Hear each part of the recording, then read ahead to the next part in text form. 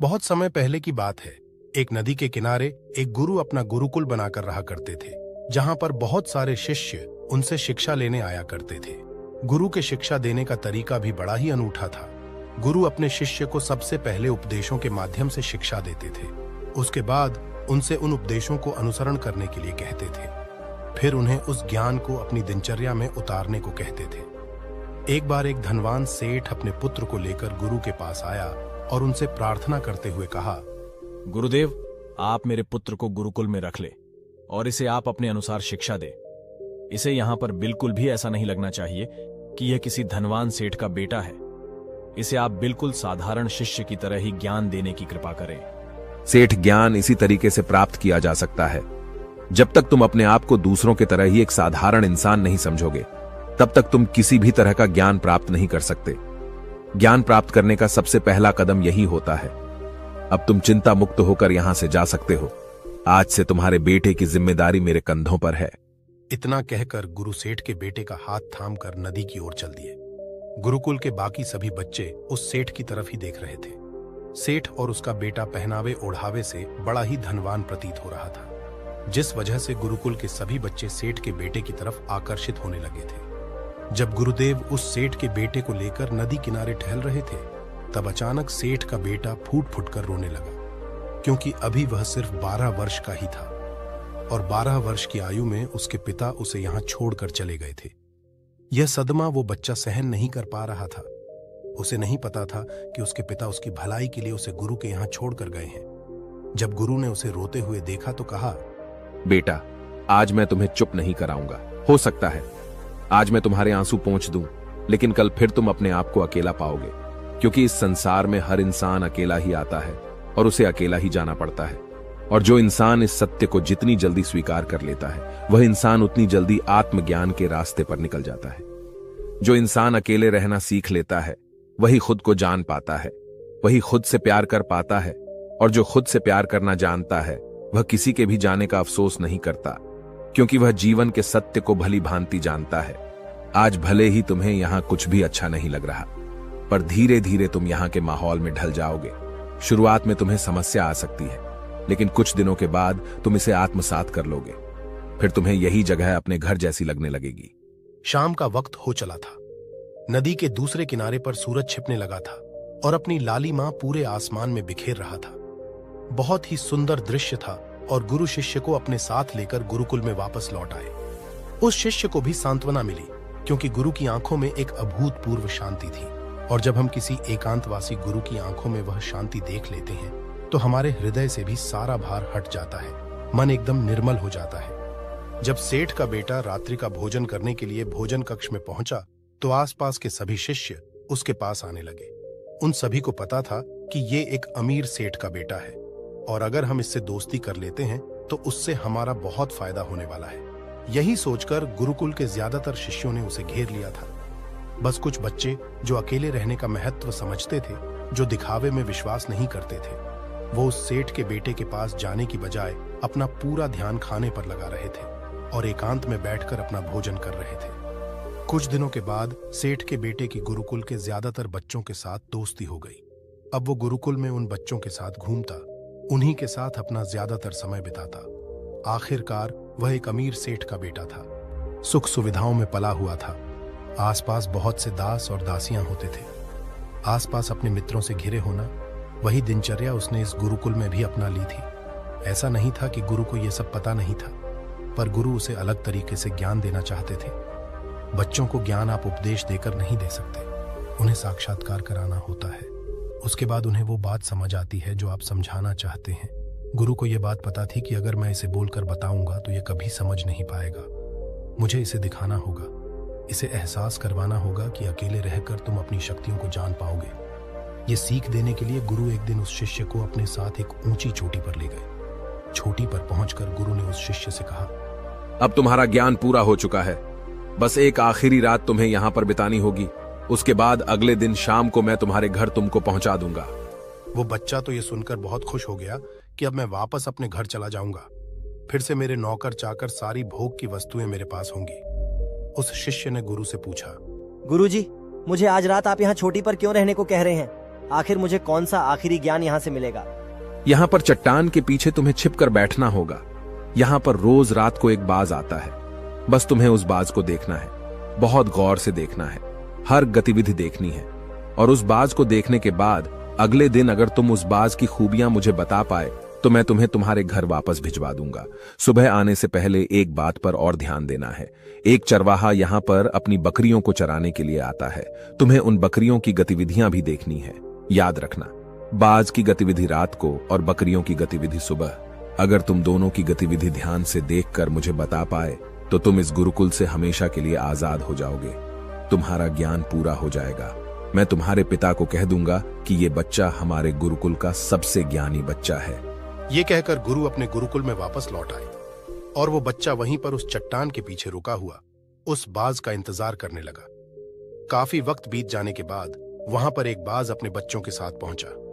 सेठ के बेटे ने पूरी रात उस बाज की गतिविधि बहुत ध्यानपूर्वक देखी और सुबह होने के बाद जब चरवाहा वहां पर अपनी बकरियों को लेकर पहुंचा तो उसने एक अभूतपूर्व दृश्य देखा। उसने देखा कि वो बाज बकरी के एक मेमने को अपने पंजों में दबाकर आसमान में चला गया। उसने उस बकरी के बच्चे का शिकार कर लिया था। ये सारा दृश्य देखकर वो बच्चा आश्रम में वापस अपने गुरु के पास पहुंचा। इससे पहले कि गुरु उससे कुछ पूछते, उसने गुरु को प्रणाम करते हुए कहा, गुरुदेव, आप गुरुकुल के सभी बच्चों को यहाँ पर बुला लीजिए। मैं सब लोगों को बताना चाहता हूँ कि मैंने क्या देखा। जब गुरुकुल के सभी बच्चे वहां पर पहुंच गए तो उस सेठ के बेटे ने कहना शुरू किया, मैंने अपने जीवन में बहुत से पक्षियों को देखा है, लेकिन बाज उन सभी पक्षियों में से सबसे अद्भुत और सबसे अलग होता है। उदाहरण के लिए एक तोता होता है जिसको हम सभी ने देखा है। तोता बोलता तो बहुत है लेकिन कभी ऊंचा आसमान में नहीं जा पाता। लेकिन एक बाज जो कि हर समय शांत रहता है, वो आकाश को भी छू सकता है। उसमें आकाश को छू लेने का सामर्थ्य होता है। जब भी एक बाज अपने शिकार को निश्चित कर लेता है तो वह उसी शिकार पर अपनी नजरें लगाए रहता है, चाहे वो कितनी भी ऊंचाई पर क्यों ना हो, चाहे कितना भी खतरनाक तूफान क्यों ना आ जाए, लेकिन उसकी नजर हमेशा अपने लक्ष्य पर स्थिर रहती है। आज सुबह जिस बाज को मैंने देखा उसने हर बकरी को अपना शिकार नहीं बनाया, बल्कि उस बकरी के झुंड में से उसने उस बकरी के मेमने को अपना शिकार बनाया। दूसरी बात, उस बाज की तरह हमें भी अपना ध्यान अपने एक ही लक्ष्य पर स्थिर रखना चाहिए। चाहे कितनी भी रुकावट क्यों ना आए, हमें अपना लक्ष्य स्पष्ट दिखाई देना चाहिए, पर पूरी एकाग्रता के साथ ध्यान देना चाहिए। तीसरी बात जो मैंने उस बाज से सीखी और जो हम सभी को सीखनी चाहिए वो ये है कि बाज कभी भी दूसरे पक्षी के साथ नहीं रहता, वो हमेशा आकाश में अकेला रहता है। इससे हमें ये सीख लेनी चाहिए कि हमें कभी भी छोटी सोच वाले लोगों के साथ नहीं रहना चाहिए। आखिरकार हम भी वही बन जाते हैं जिनके साथ हम रहते हैं। इसीलिए या तो महान सोच वालों के साथ रहो या फिर अकेले, क्योंकि जब हम अकेले रहते हैं तभी हम खुद की ताकत और खुद की कमजोरियों को जान पाते हैं। हम अपनी कमजोरियों को जानकर उनको दूर कर सकते हैं और अपनी ताकत को जानकर उसका सही इस्तेमाल कर सकते हैं, लेकिन वो तभी संभव होगा जब हम अकेले रहना सीखेंगे। चौथी सीख जो हमें एक बात से लेनी चाहिए कि एक बाज हमेशा अपनी सीमाओं से ऊपर रहता है। जब तूफान आता है तो हर एक पक्षी अपने घोंसले की तरफ भागता है, खुद को छुपाने की जगह ढूंढता है, लेकिन बाज ऐसा कुछ भी नहीं करता। वो खुद की सीमाओं को हटाकर बादलों से भी ऊपर जाने का प्रयास करता है। हवाएं उसे धक्का मारती है, पंख उसके भारी हो जाते हैं, पानी और धूल की वजह से कुछ दिखाई नहीं देता, लेकिन वो फिर भी आसमान की तरफ जाता रहता है और अंततः बादलों से भी ऊपर निकल जाता है। और वह तब तक ऊपर जाता रहता है जब तक मौसम ठीक नहीं हो जाता। अपनी सीमाओं को सिर्फ इसलिए हटा पाता है क्योंकि वो समस्या के आने पर उससे घबराता नहीं है, उसे डर कर बचने का प्रयास नहीं करता, बल्कि एक सकारात्मक नजरिया के साथ उसका सामना करता है। जीवन में चाहे कितनी भी रुकावटें क्यों ना आए, हमें उन रुकावटों को हराना चाहिए, न कि उनसे डर कर कहीं छुप कर बैठना चाहिए। बहादुर तो वो लोग होते हैं जो तूफानों से टकरा जाते हैं। कायर तो अपने घर में अपने घोंसले में अपनी जगह में आराम से बैठ जाते हैं। पांचवी बात जो हमें एक बाज से सीखनी चाहिए कि बाज कभी भी अपने घोंसले में घास के कोमल तिनके नहीं रखता। जो तिनके कोमल होते जाते हैं वो उन्हें निकाल कर फेंकता रहता है। उसी तरह चाहे कितनी भी आरामदायक जिंदगी आपको मिली हो, लेकिन उस आराम से ऊपर उठकर अपने आलस्य को हटाकर जीवन में मेहनत करते रहना चाहिए। जीवन में पसीना बहाना चाहिए, शारीरिक मेहनत करनी चाहिए। अपने घोंसले से कोमल तिनके उठाकर फेंक दो और आज ही अपने आलस्य को हटाकर निकाल दो। हर दिन अपने आप को चुनौतियां दो, हर दिन मुश्किलों का सामना करो, क्योंकि वही मुश्किलें तुम्हें मजबूत बनाएंगी। जंगल के राजा शेर को भी झुंड बनाकर शिकार करते हुए देखा जा सकता है, लेकिन बाज हमेशा अकेला शिकार करता है, क्योंकि वो जानता है कि झुंड में रहना हौसला तो देती है मगर साहस छीन लेती है। आदमी को हमेशा अकेले ही आगे जाना होता है। यही कारण होता है कि वो जल, थल और नभ सभी जगहों पर अपने शिकार का परचम लहरा सकता है। बाज की उम्र लगभग 70 साल की होती है, लेकिन 40 साल में ही उसका शरीर पुराना हो जाता है। नाखून उसके पैरों में धंसने लगते हैं, पंख उसके शरीर में चिपक जाते हैं, उसकी चोंच खराब हो जाती है, उसका शरीर भारी हो जाता है। ऐसी स्थिति में शिकार करना तो क्या जीने की भी हालत नहीं रहती उसकी। ऐसे में उसके पास सिर्फ 2 विकल्प होते हैं। पहला, या तो वो खुद की इस अवस्था को स्वीकार कर लें और भूखा प्यासा मर जाए, किसी दूसरे जानवर का शिकार बन जाए, और दूसरा विकल्प यह होता है कि वो 6 महीने एक बहुत ही दर्दनाक प्रक्रिया से गुजरे और खुद को फिर से पहले जैसा मजबूत बना लें। लेकिन बाज दूसरा विकल्प चुनता है। इसके लिए वो खुद को एक बहुत ही ऊंची चोटी पर ले जाता है, जहां वह पहले अपने सारे पंख खींच खींच कर निकालता है और फिर चट्टान पर पैर मार मार कर अपने पंजे कुतर देता है। उसके बाद उसी चट्टान पर अपनी चोंच को पटक पटक कर पुराना हिस्सा निकाल देता है और इस लहूलुहान अवस्था में खुद को दूसरे जानवरों से छुपाता फिरता है। अगले 6 महीने तक वो इसी दर्दनाक प्रक्रिया से गुजरता है और इंतजार करता है नए चोंच, नए पंखों का। तब फिर वो अपनी नई जिंदगी शुरू करता है और निकल जाता है अपने शिकार पर, और अगले 30 सालों तक फिर से राज करता है। इसीलिए समय आने पर हमें भी अपनी पुरानी आदतों को त्यागना होता है और कुछ नया सीखना होता है।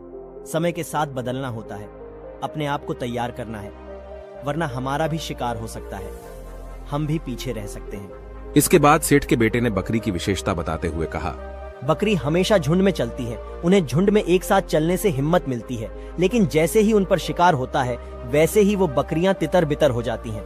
उस पूरी बकरियों में से एक भी बकरी अपने साथी की मदद करने के लिए वापस नहीं लौटती। इससे हमें यह सीख मिलती है कि हमारे साथ कितने भी लोग हों, किसी पर भी यकीन नहीं करना। यकीन करना तो खुद पर करना, क्योंकि बुरा समय आने पर वो बकरी तितर बितर हो जाएगी, आपको पता ही नहीं चल पाएगा। गुरु को प्रणाम करते हुए सेठ के बेटे ने गुरु से कहा, गुरुदेव, अगर मुझसे कोई सीख रह गई हो तो कृपया करके आप बताने की कृपा करें। ये सभी बातें जो अभी इस बच्चे ने बताई हैं सब सही है, लेकिन ये सारी खूबियां आप लोगों में तभी पैदा हो पाएगी जब आप अकेले रहने का अभ्यास करेंगे। आपने देखा होगा कि बाज कभी भी किसी दूसरे पक्षी के साथ नहीं रहता, ना ही किसी के साथ अपनी दोस्ती बनाता है। वो आसमान में अकेला रहता है और अकेला रहने की वजह से वो अपनी ताकत और अपनी कमजोरियों को जान पाता है। इसके बाद गुरु ने अपनी बात खत्म करते हुए कहा, मैं आज रात इस सेठ के बेटे को इसके घर में पहुंचाने के लिए जा रहा हूं, क्योंकि इसकी सीख यहाँ पर पूरी हो गई है। और यह कहकर गुरु सेठ के बेटे को उसके घर की तरफ ले जाते हैं।